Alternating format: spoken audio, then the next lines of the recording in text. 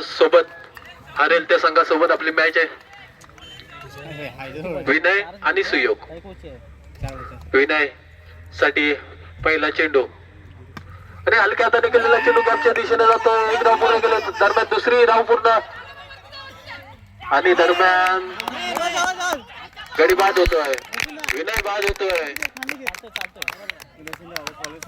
2 धावा आले होते परंतु तिसरी धावेचा प्रयत्न होता. आता मात्र समीकरण बनतंय. 2 धावा झाल्यात. गोलंदाजीसाठी आलाय तो सौरभ. चला 2 धावा झाल्या होत्या. तिसऱ्या धावेचा प्रयत्न होता विनयकडून परंतु बाद झाला.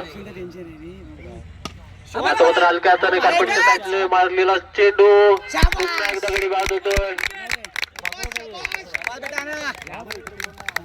गडी बाद झालाय. सुंदर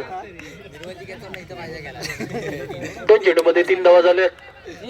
2 बॉल आहेत. 3 येऊ अजूनही 2 चेंडू शिल्लक आहेत. बघूया 3 काढ अजून. नेहमी तिकडे खेळतोस.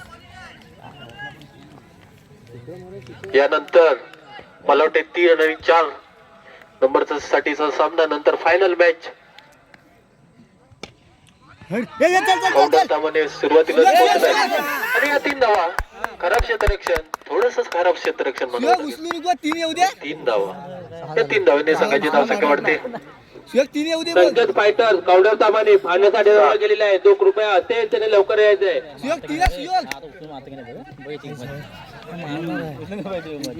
उचलू नको घालून बघ. सौरभ आला काय? सौरभ आलाय आलाय. चला चेंडू 3 धाव जातोय. पुढं मारा तिकडं. 4 चेंडू मध्ये 7 धावांची गरज. स्ट्राईकला येतो संकेत. नॉन स्ट्राईकला येतो स्वप्नील. चला हलक्या हाताने केलेला चेंडू 1 धाव पूर्ण केले. दरम्यान दुसरी धाव सुद्धा पूर्ण आणि मिसफील्ड झाली होती परंतु थांबला प्लेअर. संकेत बाद झाला. थांबला नसतं तर निश्चितच ही रन झाली असती. 2 धावा निघाल्यात. आता मात्र समीकरण मध्ये 3 चेंडू मध्ये 5 धावांची गरज असणार आहे. बॅट्समन नवीन बॅट्समन शुभम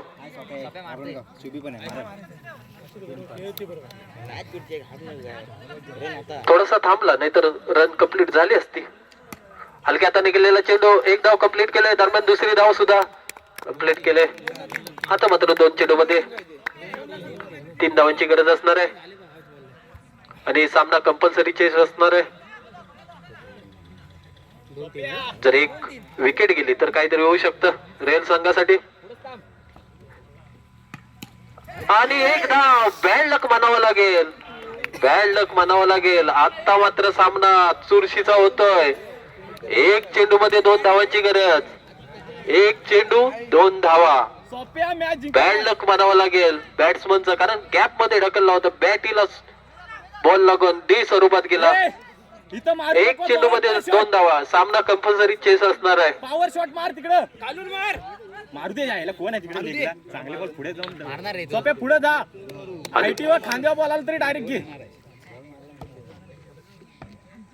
शेवटचा चेंडू गॅप मध्ये ढकलला आणि 2 धावा आणि सावर्डे संघ फायनल मध्ये पोहोचलाय.